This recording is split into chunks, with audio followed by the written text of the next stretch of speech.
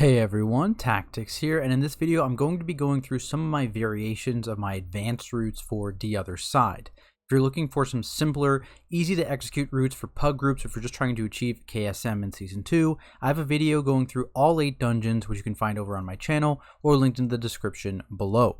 For my advanced route video, though, I decided to break down each dungeon into its own video, as there are a lot of different permutations of the routes depending on the affixes, whether it's fortified or tyrannical, and now confirmed when the tormented lieutenants rotate positions. Because of that, I think fitting all of the relevant info for all 8 dungeons into one video will just be way too long, so I'm breaking it down dungeon by dungeon. Some changes for this video over my simpler routes video. I'm relaxing a lot of the constraints I put on myself, so I'm not holding back when it comes to skips, and the other side in particular is going to be a dungeon that has a lot of them. It's obviously way easier if you have a rogue in your group, but invis-pods can normally get the job done as well. Pull sizes also, I'm not holding back in this regard either. I do play a Guardian Druid in my keys, so some of these pulls take Incarnation into account. So for other tank specs, you may need to make some smaller pulls, especially on higher fortified keys. There's also pulls that require a decent amount of coordination, whether it be interrupts, knockbacks, kiting, LOSing, just a lot of stuff that you normally wouldn't trust a pug group doing, but you would see happening with groups that are in voice chat and are highly coordinated. So again, I definitely don't recommend these if you're doing your weekly 15s, you're pugging, you're just trying to get KSM. The simpler routes are much better for that stuff. For lieutenants, stuff is going to be specific for each dungeon. Some of the dungeons we don't kill certain ones. Some of the dungeons their rotation doesn't affect routing at all. But in the case of the other side, again, it completely changes our route actually with the rotation of the lieutenants. We found that trying to rush both Varuth and Arkaleth anima powers, especially in this dungeon, but again in most dungeons, is very, very worthwhile. So that's something we try to do. With that said, if you enjoyed this video, be sure to leave a like and subscribe to the channel to be notified when I post more Mythic Plus content, and let's dive right into the dungeon. So first, note, I'm doing this in MDT. I'm sure most of you are aware of it by now. Mythic Dungeon Tools, super useful add-on. It's currently fairly early in the season. Brace to World First is going on, so the add-on's not fully updated yet. So for the rotation of the lieutenants, they'll just be written in until I update the routes, and if you want these routes, they're linked in the description, by the way. This is the lieutenant positioning we had week 1 of the season. So Incinerator is located near Hakkar's wing, and Oros is located near the Ardenweald wing. So what we do in this route, we pull all this together, and we actually blow Lust on this very first pull, because as you'll see, we'll have it for all the important pulls after this. So after we do this first pull, we run to this platform, we kill Arkaleth. We do not kill this pack here. We just pull Arkaleth around the pack, and the mask will be like around here at the stairs. You can just pull him away. It's fine. No social aggro. You kill Arkaleth, you get your power, and then you run all the way back, do Oros, get your power. You can then do this pull with the urn right here, and you're heading into Ardenweald. And this is like big pull city here. So we have a triple pull here into the Executioner. So we have both of our big offensive powers very early on in the dungeon. I think, 20% into the dungeon, 0 bosses killed. We have both of our big offensive powers. Now let's just do some pretty big pulls here. So again, right after Executioner, fairly small, fairly easy to manage triple pull, because again, these brigands are not terribly dangerous for tanks. So you just pull this pull in. We then have the hatchling pull, and this is an important pull. So you need to get CC on all of these hatchlings when they're trying to cast their fear. If you miss that cast, it'll pull all of these cranes in, and you definitely do not want that at all.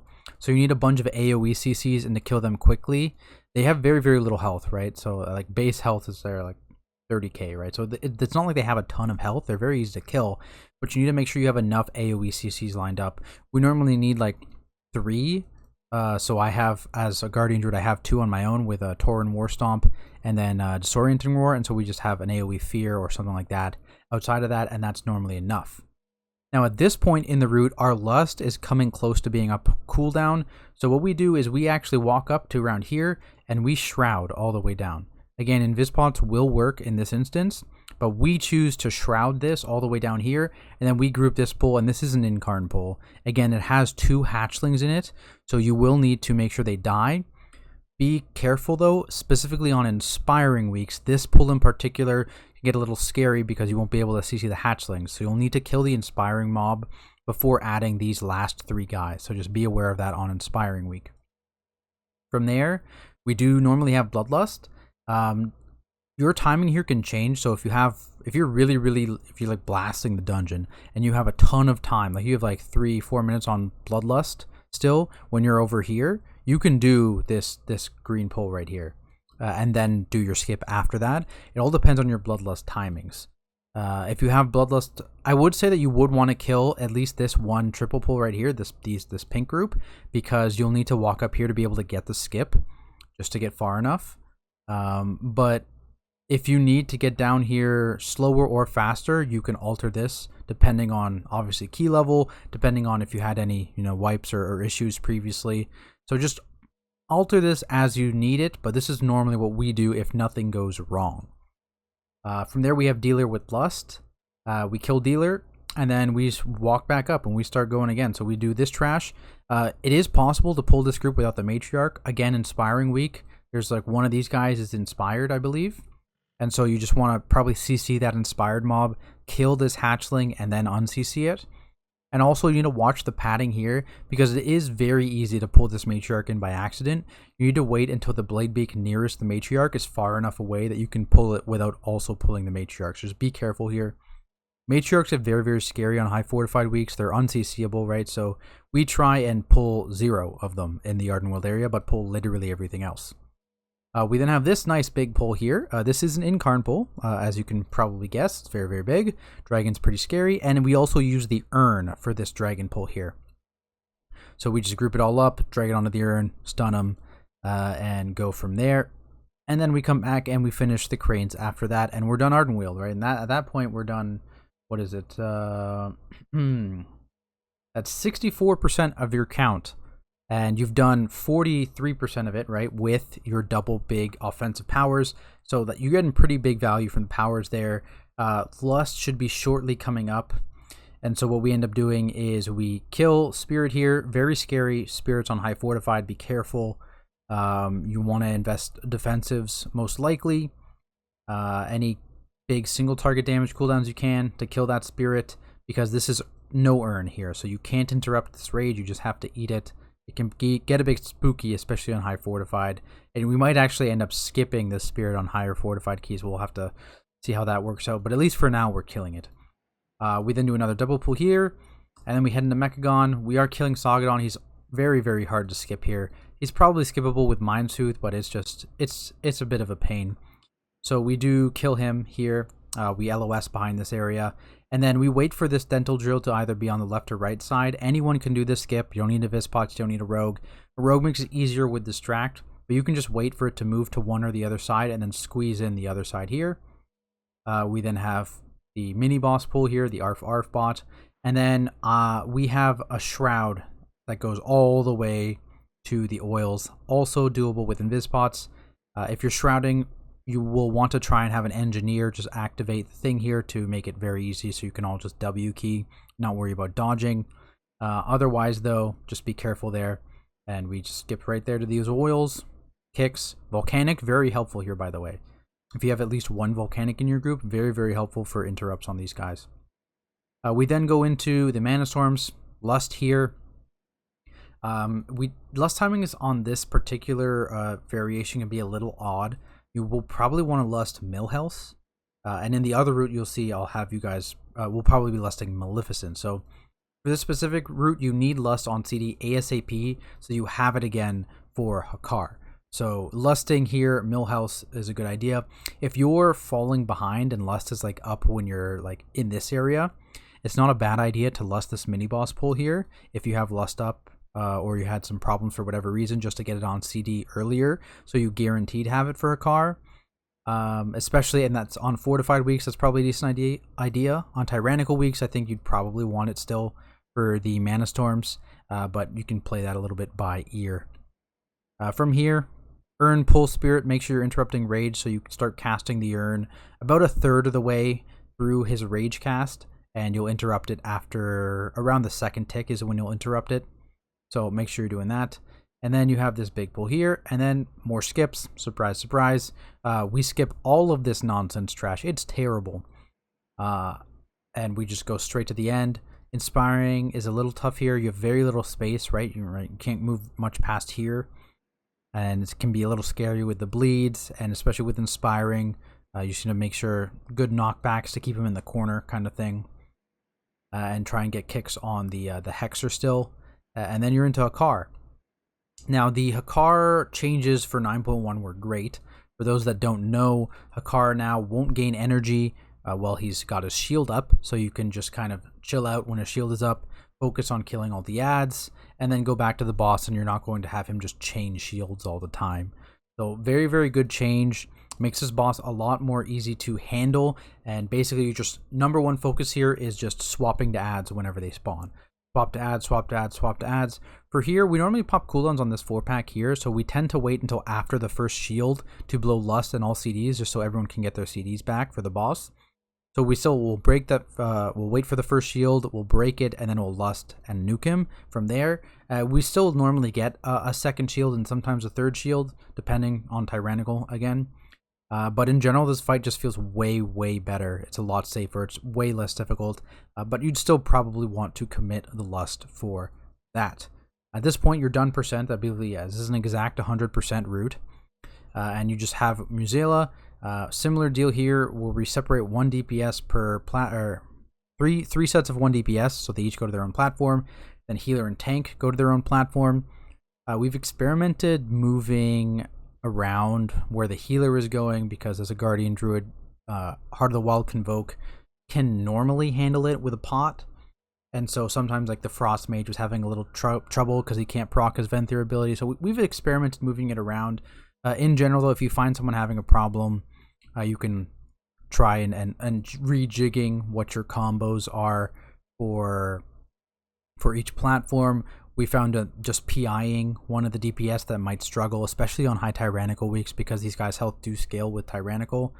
It can be useful, so it depends on what your group comp is for that. We do have a priest as our healer, right? So we can just PI one of the DPS, and it makes their life a whole lot easier. And then we can still have the priest healer come with me and help me finish off, because on high Tyrannical keys, I think we did like an 18 or a 19 Tyrannical, and at least at our current eye level, like like 27-ish, 228-ish, I wasn't able to solo a 19 Tyrannical ad with Heart of the Wild Convoke, right? So definitely need some help early on in the season. Later in the season, it's probably not going to be an issue, but especially for higher keys as we start pushing, it may become an issue. So you'll have to see what your DPS comp is, if they have enough burst to deal with those ads, and kind of adjust accordingly, because that's more of a comp to comp thing, especially on Tyrannical weeks. Now, when we have the rotation of the lieutenants, this route changes. It basically flips, because here, I'll show it to you. So it's basically Hakkar first. So what we have here is Oros and Arkalith swap. So Oros is on this platform, Arkalith is here, and then Soggodon and Varuth swap. So Varuth is here, and Soggodon is over here. So basically what this means, again, we're rushing Arkalith and Varuth. We're trying to get them as soon as possible. So we actually end up going the opposite. So instead of sneaking Hakkar's wing to get the lieutenant and then going Ardenweald, we do the opposite. We sneak Ardenweald to just get the Arkalith debuff, or buff rather, and then we go Hakkar wing. So we run over here, do the no lust on this pull. You cannot lust this pull on this specific route, because it will not be up for Hakkar. So you want to keep your lust on this pull. You're then doing this normal pull here. This is going to be, we drag this in with the mini boss. It's not terribly scary. Your tank is the only one in danger in this situation, because these guys just kind of eat your tank, so just be careful there. But in general, we always do this. Then we go Hakkar wing. The pulls are mostly the same. So we just pull this obviously before Hakkar wing. We go in, we're skipping again. We pull all these 4, killing Hakkar with lust. Then we're coming out, and actually a note for coming out here. So this may not work for most groups. So invis-potting in means 2 things. You don't have invis-pot for Hakkar, and you cannot get out. Our group comp, we obviously have a rogue, we shroud in, and then 4 out of our 5 people can make it back without needing invis-pot, without needing shroud, right? Because we have a mage who can greater invis. I'm a druid, I can stealth through. Rogue can stealth through, obviously, and priest can actually make this run with fade. They don't need invis-pot or anything. He can just fade right through and weave through. So the only person that can't make it is our warrior, and he just dies once we're all through, and he respawns over here. So that's what we end up doing. This could be a time loss if your group can't get out, right? If you have 5 people you need to invis pod in because you don't have a rogue, and then all 5 of you need to die to get out, that may not worth the time you're saving by skipping all this. So again, comp dependent. This route specifically works for our comp. It may not work for yours, so just take that into account. Now, after lusting Hakkar, it's pretty much just the reverse. So we go through, we have these pulls, we give Varuth's power very early, and so let's see where that lines up actually. So the Varuth power ends up lining up at around the 34% when you end up getting Varuth. So it's a bit later than the other pull, but this pull, this route, sorry, has better lust timings in my opinion. A note that for our route specifically, we found to get cooldowns back, it was way better for us to kill this Enraged Spirit before going into Mechagon. Just so I incarn this pull, and then I could recover incarn over the course of this Enraged Spirit pull and this Varuth pull, that I would have incarn back for this mini boss. So we found that to be very useful, and we found that the spirit was patting down to us while we were pulling this pack. So that was just a good timing for us specifically. The timing, again, may not work out for you. Depends on your tank comp. Depends on how the previous part of the dungeon went, right? If it went well, if it went bad, this timing may not work out for you. So just play that by ear. But again, Prideful's gone, so it doesn't really matter when you pull this guy. So pull when it works best for your specific group. But then things are the same. Mini boss, pack here, shrouding. We're lusting Maleficent. In this case now, because we have the time, right? Because we have all this time clearing through, running through to Ardenweald, clearing this stuff. So we have a lot of time for Lust to recover. So you can hold Lust and Lust Maleficent when you get it, because Maleficent is the one that tends to stay alive longer. You want to just get her down quickly. And then we move on, just moving through the dungeon as normal. This guy may or may not be up depending on your route. Going through, I believe it's the exact same pulls. Yeah, they're the exact same pull sizes in Ardenweald. Again, your only thing is going to be order. So if you have, you get your power from Sagadon here, you'll do your interrupts on this guy, and then where's your lust timing at? Is lust almost up? If lust is almost up, shroud through, skip through, whatever you're doing. Get lust on CD only if you can get another lust in the dungeon. So for example, if you have enough time, there is enough time to squeeze in a lust, depending, obviously, if nothing went wrong in this dungeon, you will have enough time to fit in that 4th lust. If you're basically lusting on CD, right? Because basically as soon as you lust on Hakkar, if nothing's going wrong, you should be almost lusting on CD for Maleficent, and then the goal is to be almost lusting on CD for Dealer. So depending on where that CD is at, skip, get down to Dealer, do this pull, obviously, because you can't skip this pull because it's not quite long enough. Get to Dealer, lust, and then backtrack and kill all this stuff on your way out. And then that gives you the opportunity to actually lust some point on Mueh'zala. Again, kind of depending. It might be near the end, it might be for the actual mini boss phases. It just depends on how long it took you to finish off Ardenweald. But it is definitely possible to fit in that 4th lust and still time the key. So just keep that in mind. But I think that just about wraps up the other side, guys. So they're my advanced routing, high mythic plus tips for DOS. I'll be putting out videos just like this for all 8 dungeons. So be sure you guys are subscribed to the channel to be notified when those go up. If you have any questions about the other side, mythic plus, tanking in general, feel free to leave a comment below. Or you can come stop by my Twitch channel at Tactics, and I will do my best to answer. That's all for me, though. Thank you all so much for watching, and I will see you in the next video.